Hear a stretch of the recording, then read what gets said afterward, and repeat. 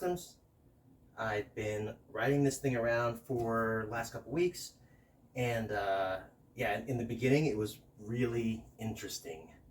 Um, a normal motorcycle tire is rounded, so when you lean or turn, it rolls on the rounded part.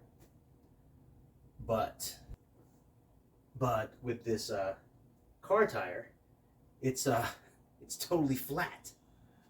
So it doesn't roll. It just leans. So what's funny is when you go into a turn and it tips over, it just wants to fall straight back. So that the funny part of riding it is that you always have to be aggressive with your turns. Like in the beginning when I was just, I'll just take this turn here. I would start the turn, it would lean over, and it would immediately pop right back up, so I'd have to push it right back down again. After a couple weeks, like if this was my only bike that I was riding, wouldn't be a problem now. But jumping from one bike to the other, it's just funny because again, like you gotta ride with a purpose. You're gonna roll a tire this wide. So we're just gonna keep on riding, and